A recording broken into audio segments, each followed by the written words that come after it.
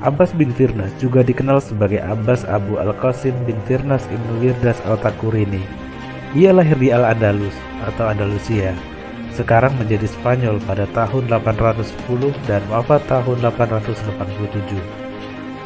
Siapakah manusia pertama yang berhasil terbang? Kebanyakan akan menjawab Wright bersaudara. Namun lebih dari 1000 tahun sebelum Wright bersaudara menciptakan pesawat, Abbas bin Firnas sudah berhasil terbang di udara. Abbas bin Firnas senang memperhatikan ciptaan Allah di langit. Ia memperhatikan betapa menakjubkan kebesaran Allah yang menerbangkan burung-burung di udara. Ini yang memotivasi Abbas bin Firnas untuk bisa memahami kebesaran Allah di langit. Abbas bin Firnas berhasil terbang selama lebih dari 10 menit, jauh lebih lama dari penerbangan pertama Wright bersaudara 1 milenium kemudian, yakni 12 detik. Abbas bin Firnas bukan hanya berkarya dalam penerbangan, ia dikenal juga sebagai ahli sastra, musik, dan astronomi. Di Cordoba, Spanyol masih berdiri patung Abbas bin Firnas untuk menghormati karya dan dedikasi beliau terhadap dunia kedirgantaraan.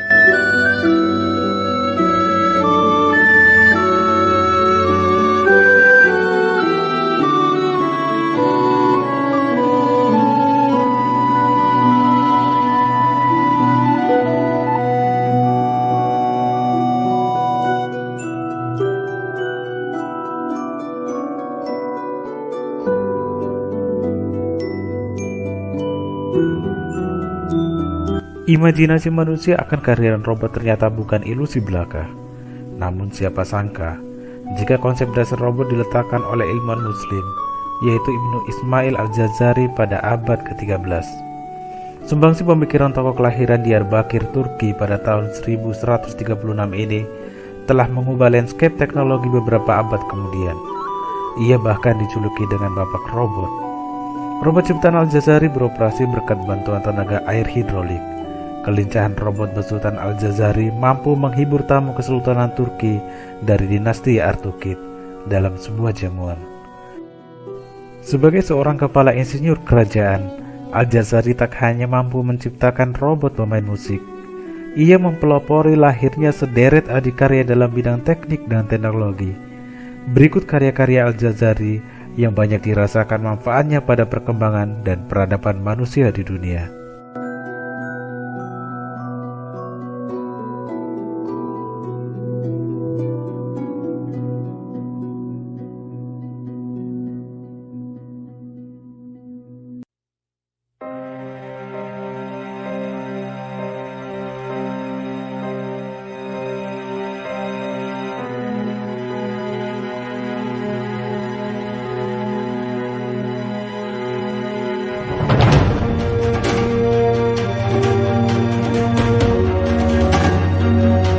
Ibnu Sina bernama lengkap Abu Ali Al-Husain bin Abdullah bin Sina, lahir pada tahun 980 di Afsana, daerah dekat Bukhara, sekarang wilayah Uzbekistan, kemudian Persia, dan meninggal pada bulan Juni tahun 1037 di Hamadan, Persia, Iran. Ibnu Sina dikenal juga sebagai Avicenna di dunia barat, adalah seorang filsuf, ilmuwan, dan juga dokter kelahiran Persia. Ia juga seorang penulis yang produktif di mana sebagian besar karyanya adalah tentang filosofi dan pengobatan. Bagi banyak orang dia adalah bapak pengobatan modern dan masih banyak lagi sebutan baginya yang kebanyakan bersangkutan dengan karya-karyanya di bidang kedokteran. Karyanya Al-Qunun fi At-Tib menjadi rujukan bagi dunia kedokteran sampai akhir abad ke-19. Buku ini diterjemahkan menjadi Canon of Medicine dan menjadi dasar bagi kedokteran barat saat ini.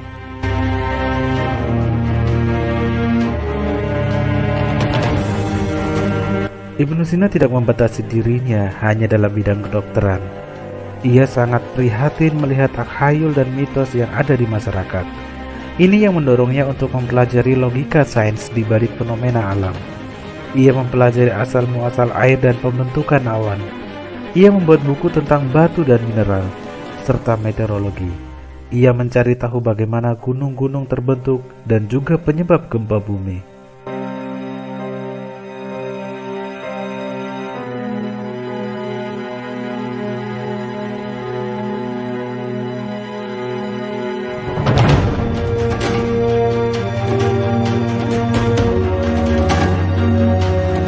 Abul Qasim Khalaf Ibnu Al-Abbas Az-Zahrawi atau Al-Zahrawi lahir di Zahra yang terletak di sekitar Cordoba, Spanyol tahun 936 dan wafat tahun 1013. Al-Zahrawi dikenal di barat sebagai Abul Qasis, adalah salah satu pakar di bidang kedokteran pada masa Islam abad pertengahan. Karya terkenalnya adalah Al-Tasrif, kumpulan praktik kedokteran yang terdiri atas 30 jilid. Di kalangan bangsa Moor Andalusia, dia dikenal dengan nama Al-Zahrawi Al-Qasim, adalah dokter kerajaan pada masa Khalifah Al-Hakam II dari Khalifahan Umayyah. Kehebatan dan profesionalitas Al-Zahrawi sebagai seorang ahli bedah diakui para dokter di Eropa. Tak diragukan lagi, Al-Zahrawi adalah kepala dari seluruh ahli bedah, ucap Pietro Argalata.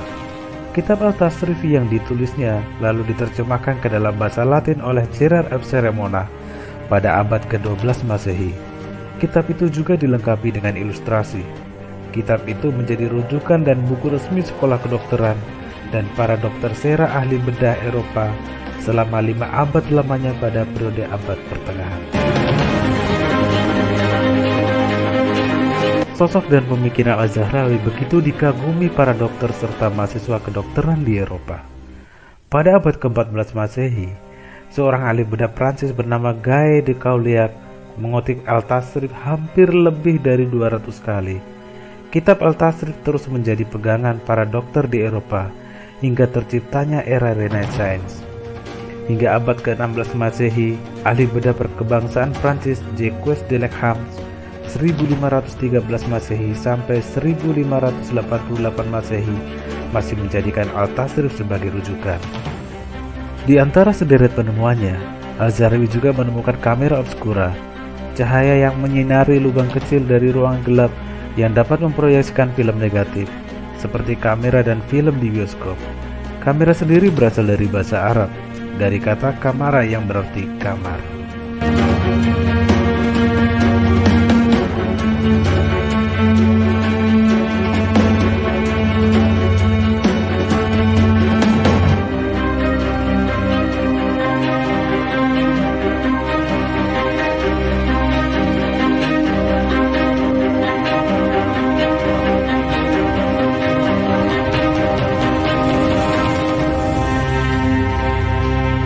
Fatimah Al-Fikri adalah muslimah Tunisia yang lahir 1216 tahun silam atau tepatnya 800 Masehi. Mendirikan Universitas Al-Khawariyin di Fez, Maroko, sebuah universitas pertama di dunia yang dibangun tahun 859 Masehi. Jauh sebelum Al-Azhar, Cambridge, Harvard, Oxford didirikan. Emansipasi wanita baru ada di barat pada abad ke-19. Sementara sejak Islam lahir, kaum wanita sudah menjadi orang yang terpelajar dan terpandang. Contohnya saja Aisyah binti Abu Bakar. Beliau merupakan salah satu orang yang paling banyak ditanya tentang masalah kehidupan sehari-hari. Bukan hanya oleh wanita, banyak laki-laki yang mengkonsultasikan masalah padanya. Tidak heran jika 200 tahun kemudian Fatimah Al-Fikri bisa membuat universitas modern pertama di dunia. Universitas ini ada di kompleks Masjid Al-Khawariyin di Fez, Maroko. Sementara adiknya Maryam membuat universitas di Andalusia, Spanyol.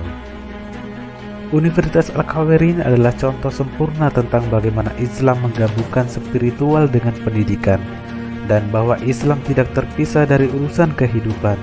Ini bukan hanya sebuah contoh bagaimana pendidikan dan agama bergabung di sudut kecil dunia, tetapi menyoroti peran terhormat perempuan dalam masyarakat Islam yang merupakan aspek Islam yang sering disalahpahami.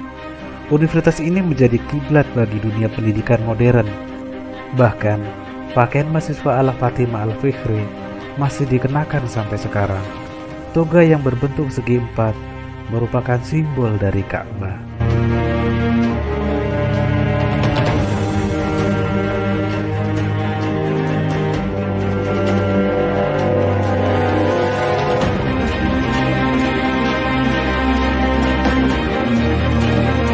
Abu Ali Muhammad Al-Hasan Ibnu Al-Haytham atau Ibnu Haytham lahir di Basrah tahun 965 Masehi, wafat di Kairo tahun 1039 Masehi. Di barat lebih dikenal dengan nama Al-Hasan adalah seorang ilmuwan Islam yang ahli dalam bidang sains, falak, matematika, geometri, pengobatan, dan filsafat. Ia banyak pula melakukan penelitian mengenai cahaya dan telah memberikan banyak inspirasi pada ahli sains barat, seperti Roger Bacon dan Kepler dalam menciptakan. Ibnu Haytham merupakan ilmuwan yang gemar melakukan penyelidikan.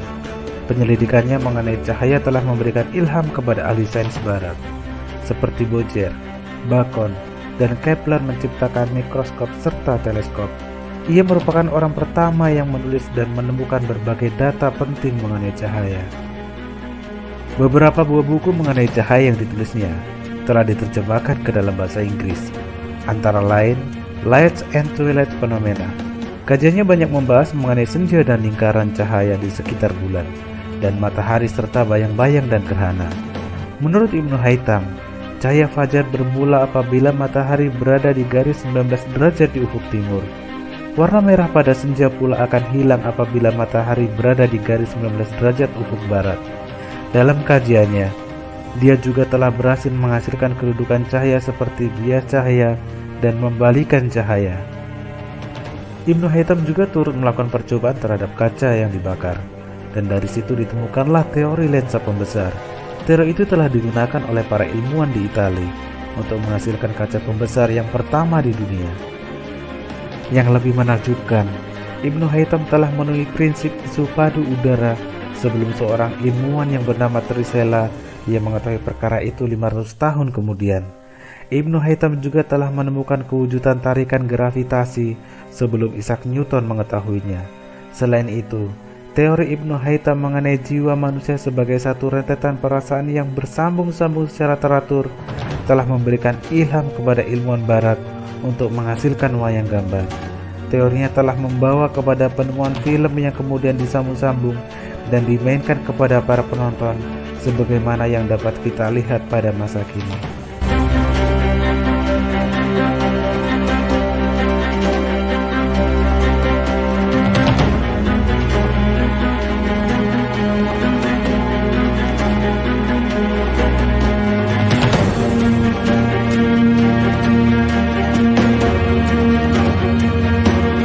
Abu Musa Jabir bin Hayyan atau dikenal dengan nama Jabir di dunia barat, lahir di Kufah, Irak pada tahun 750 dan wafat pada tahun 803.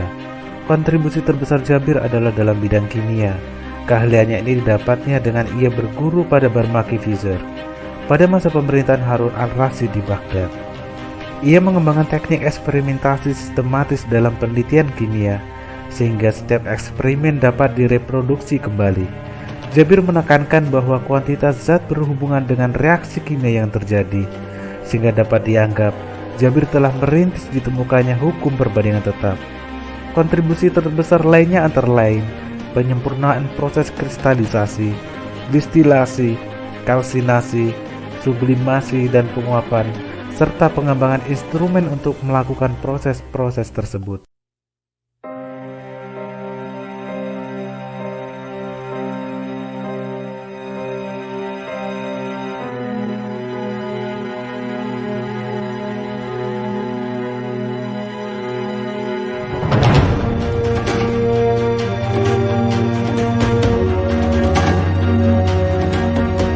Abu Bakar Muhammad bin Zakaria Ar-Razi atau dikenal sebagai Rases di dunia barat merupakan salah seorang pakar sains Iran yang hidup antara tahun 864 sampai dengan 930.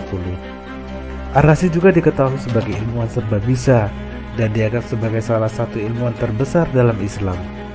Ia lahir di Ray, Teheran pada tahun 251 Hijriah atau 865 Masehi dan wafat pada tahun 925 Masehi. Ar-Razi sejak muda telah mempelajari filsafat, kimia, matematika, dan kesastraan. Dalam bidang kedokteran, ia berguru kepada Hunain bin Ishaq di Baghdad. Sekembalinya ke Teheran, ia dipercaya untuk memimpin sebuah rumah sakit di Ray. Selanjutnya ia juga memimpin rumah sakit Muqtadari di Baghdad. Sebagai seorang dokter utama di rumah sakit di Baghdad, Ar-Razi merupakan orang pertama yang membuat penjelasan seputar penyakit cacar. Razi diketahui sebagai seorang ilmuwan yang menemukan penyakit alergi asma. dan ilmuwan pertama yang menulis tentang alergi dan imunologi. Pada salah satu tulisannya, dia menjelaskan timbulnya penyakit rinitis setelah mencium bunga mawar pada musim panas. Ar-Razi juga merupakan ilmuwan pertama yang menjelaskan demam sebagai mekanisme tubuh untuk melindungi diri. Pada bidang farmasi, Ar-Razi juga berkontribusi membuat peralatan seperti tabung, spatula, dan mortar. Ar-Razi juga mengembangkan obat-obatan yang berasal dari merkuri.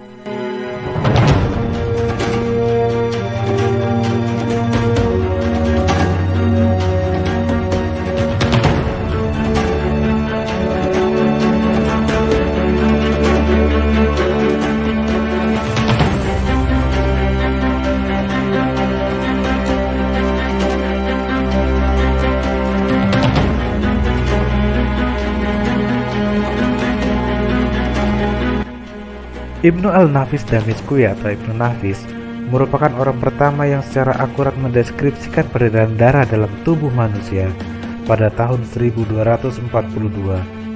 Penggembaraan kontemporer proses ini telah bertahan hingga kini. Namun, Harvey tahun 1628 dianggap orang pertama yang menemukannya. Ia merupakan orang pertama yang diketahui telah mendokumentasikan sirkuit paru-paru secara besar-besaran. Karyanya tak tercatat sampai ditemukan di Berlin pada tahun 1924. Dia lahir di Damaskus, kini wilayah Suriah, tahun 1210 dan meninggal di Kairo, Mesir pada tanggal 17 Desember 1288 di usia yang ke-78 tahun.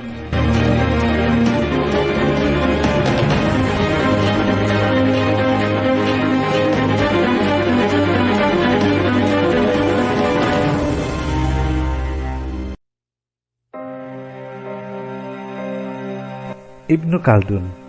Nama lengkapnya adalah Waliuddin Abdul Rahman bin Muhammad bin Abi Bakar, Muhammad bin Al-Hasan, yang kemudian masuk dengan sebutan Ibnu Khaldun.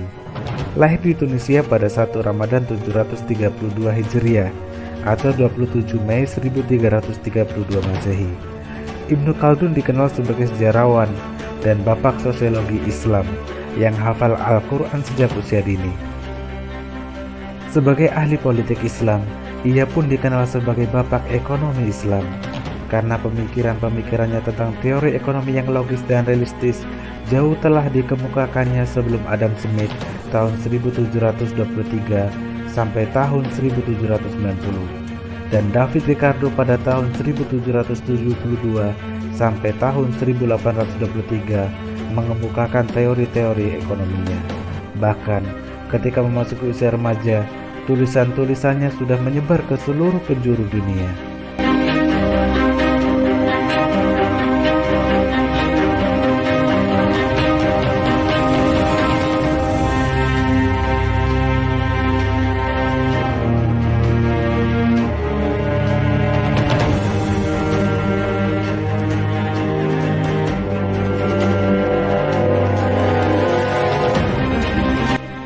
Abu Uthman Amr ibnu Bahar al-Kinani al-Hukaimi al-Basri atau al-Jahiz. Ia menulis penelitian tentang ilmu hewan atau zoologi pertama kali di dunia. Ahli zoologi terkemuka dari Basra, Irak, ini merupakan ilmuwan muslim pertama yang mencetuskan teori evolusi. Al-Jahiz lahir di Basra, Irak pada tahun 781 Masehi. Pengaruhnya begitu luas di kalangan ahli zoologi muslim dan barat.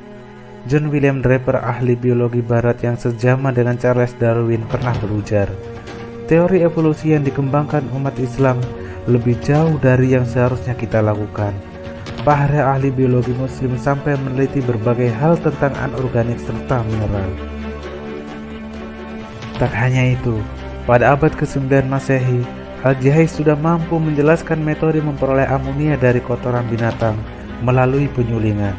Sosok dan pemikiran Al-Jahiz pun begitu berpengaruh terhadap ilmuwan Persia Al-Qazwini dan ilmuwan Mesir Al-Damiri.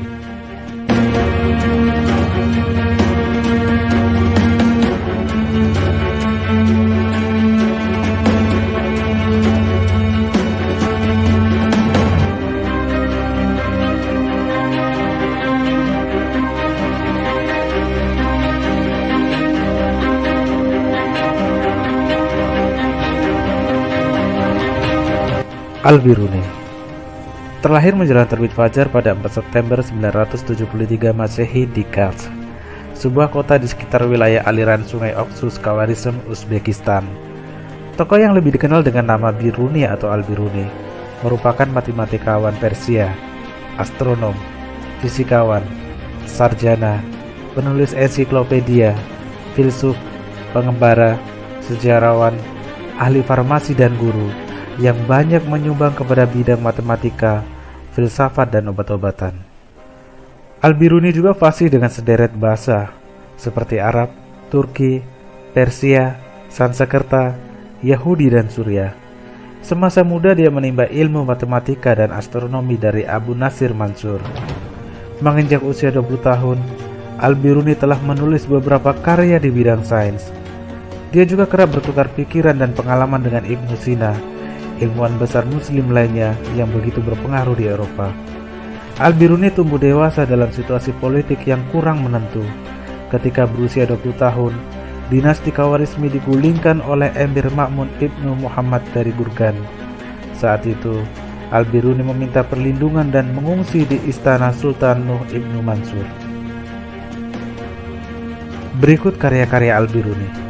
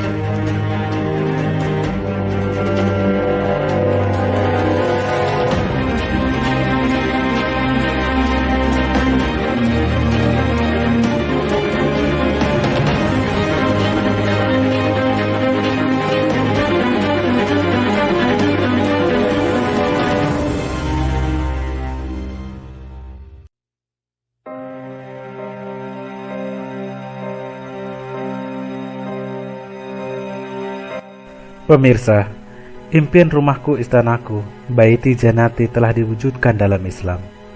Menguping, memata-matai, atau membuat jengkel tetangga Anda tidak diperbolehkan. Jika Anda telah mengetuk pintu 3 kali dan mereka belum membukakan pintu, tinggalkan mereka dengan damai. Pendeknya, urusi urusan sendiri. Tetapi kehausan akan ilmu, rasa ingin tahu intelektual adalah sesuatu yang sama sekali berbeda menurut Al-Quran maupun Sunnah. Mencari pengetahuan merupakan kewajiban bagi tiap muslim. Dalam berbagai kesempatan, Al-Quran mendorong kita untuk dapat meningkatkan pengetahuan. Nabi sangat menghormati ilmu pengetahuan dan upaya untuk belajar. Diriwayatkan bahwa beliau bersabda,